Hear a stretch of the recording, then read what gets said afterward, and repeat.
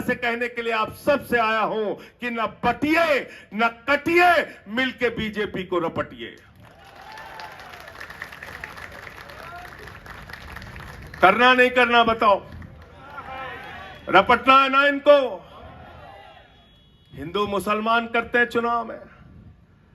यहां हमारी माताएं बहनें बैठी हैं, अपने पति से छिपा के 1500 की नोट घर के सिंदूक में रखी थी कि बेटी की शादी होगी तो ये पैसा काम आएगा, घर बनाना होगा तो ये पैसा काम आएगा, घर में कोई बीमार हो जाएगा तो ये पैसा काम आएगा, कभी मजबूरी में कभी हमारे बच्चों को जरूरत होगी तो ये पैसा काम आएगा। नरेंद्र मोदी ने कहा, माताओं और बहनों, यही काला धन है, इसको निकालो, लाइन में लगो। नोटबंदी कर दी, पैसा जमा करा लिया।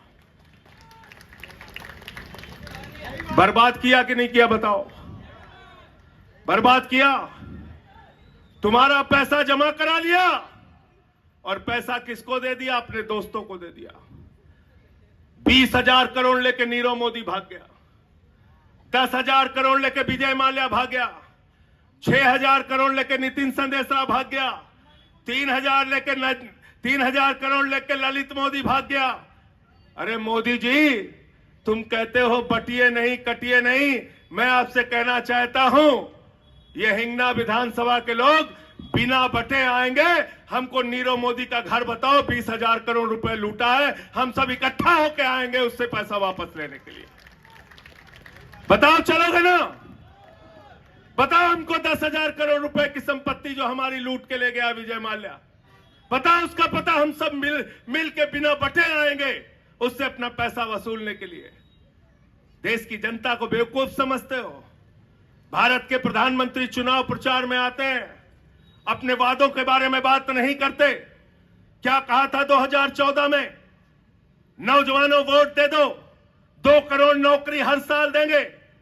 क्या 20 करोड़ नौकरी हिंदुस्तान के नौजवानों को मिल गई? कहा था महंगाई कम करेंगे, 40 रुपए का डीजल हो जाएगा, 50 रुपए का पेट्रोल हो जाएगा। क्या इस देश के अंदर महंगाई कम हो गई? वादा किया था प्रधानमंत्री ने, किसानों की आमदनी दोगुना कर देंगे। क्या देश में किसानों की आमदनी दोगुना हो गई? नहीं। इन सारे सवालों पर प्रधानमंत्री बात नहीं करते। 10 साल भारत के प्रधानमंत्री रहने के बाद मोदी जी आते हैं, कहते हैं एक रहेंगे तो सेफ रहेंगे। क्या कहते हैं? एक रहेंगे तो सेफ रहेंगे। मुझे शर्म आती है, भारत के प्रधानमंत्री चुनाव प्रचार में जाते हैं, कहते हैं तुम्हारी भैंस चोरी हो जाएगी, तुम्हारा मंगलसूत्र चोरी हो जाएगा, फिर अभी कहा रोटी चोरी हो जाएगी। लेकिन शर्म तो सबसे ज्यादा तब आई जब देश के प्रधानमंत्री ने कहा तुम्हारी बेटी चोरी हो जाएगी। मैं प्रधानमंत्री जी आपसे कहना चाहता हूं, अगर आप 10 साल से भारत के प्रधानमंत्री हैं, 22 राज्यों में आपकी सरकार है, गृह मंत्री आपका, रक्षा मंत्री आपका, उसके बावजूद हमारी बेटियां अगर सुरक्षित नहीं है तो इस्तीफा दो अपने प्रधानमंत्री के पद से और गुजरात में जाकर घास छीलो। जाओ गुजरात में जाके घास छीलो। देश का प्रधानमंत्री कह रहा है बेटियां सुरक्षित नहीं है, एक है तो सेफ है। यहां कहते हैं एक है तो सेफ है, और दुबई में जाते हैं, कतर में जाते हैं तो वहां शेखों को गले लगाते हैं, कहते हैं हम तुम अगर एक है तो हमारे बच्चे सेफ है। किसका धंधा चल रहा है रमेश जी? जैसा का धंधा चलता है दुबई के शेखों के साथ। देवेंद्र वानखेड़े जी बताओ, आप चलता नहीं चलता? चलता है ना? तो यहां आपसे लड़वाते हैं और दुबई में कतर में गले लगाते हैं।